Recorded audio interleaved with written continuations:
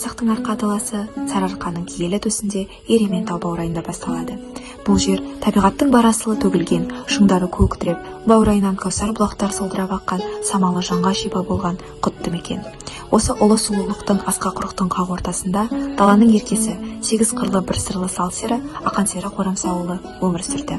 Ақанның даңқын аспандатып, оның айбынын асырып тұрған астындағы хас тұлпары жан серігі құлагері болды. Ақан өз атын бүкіл қыс бойы баптап, көзінің қарашығындай сақтап, үлкен додаға дайындап өсірді. Дәл осы кезде ауылдың атақты байы Сағынайдың аруағына құран бағыштап ас берілетіні туралы хабар жетеді. Бұл асқа бүкіл 300-дің баласы түгел ағылып, мыңдаған аттарымен бірге жиналады. Ерейментаудың кең жазығына көз жеткісіз алқапқа мыңдаған ақ шаңқан киіз үйлер тігіліп, жұрт бұл жиынды мерейін асыратын ұлы думан ретінде тойлайды. Ақан сері де асқа жұрттың көз құртына айналып, маңдайы алды болып өз серігін құлагерді алып келеді. Ақан мен құлагер көрінгенде астағы мыңдаған халық бір сәт тынып, сосын ду ете түседі. Жұрт құлагердің мінсіз мүсініне қарап тамсанады.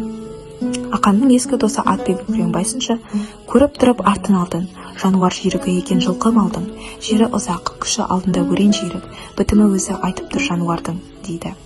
Сағынайдың асына Батыраш та астындағы мақтанышы көк тұйғын тұлпармен келеді. Бірақ ол құлагерді көргенде іші күйіп, қызғаныштан жалғыздықты мақсат етеді. Осылайша бәйге жарияланады. Бәйге жолы өте алыс, 100-деген шақырымдық қиын жол еді. Додаға 1300-ден астам сәйгүлік қосылады. Жарыс басталғаннан ақ құлагер өзге аттардан оқ бойы озып шығады. Бірақ бәйге жолының ең иір-қиыр таса жерінде Жыланды сайының аузында құлагерді сұмдықтың тұзағы күтіп тұрған еді. Батыраш өз адамдарын жартастың арасына арамдыққа жұмсайды. Құлагер жартастан өте бергенде тұтқиылдан тығылып тұрған қарақшылары атып шықты. Қас қағым сәт, екпінімен заулап келе жатқан тұлпардың дәл маңдайына балта әкеп соғады. Құлагердің ажалы оқтан емес, суық балтадан келеді.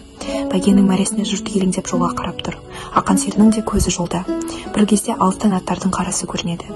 Бірақ мыңдаған ат өтсе де құлагер ешқай жерде көрінбейді. Ақанның жүрегі бір сұмдықты сезіп жолға қарсы шабады. Жол жиегінде қанға бөгіп жатқан құла аттың денесін көреді. Жанына жетіп келгенде маңдайы қағайырылған жан тәсілім еткен серігін таниды. Қанаттың басын құшақтап тау-тасты күңірентіп жылайды. Сол кезден Ақан қолына домбырасын алып, даланы тебіренткен бір жола жоғалған өмірінің мәні тұлпары құлагерге арнап атақты құлагер жоқтау әнін шығарады. Бұл ән қайғыдан егілген Ақанның соңғы үміті мен өшпес өкінішінің куәсіндей болып дала төсіне жайылды. Ілияс Жансүгіров осы трагедия арқылы арқаның ардагері атанған Ақан серінің ауыр тағдырын суреттеді.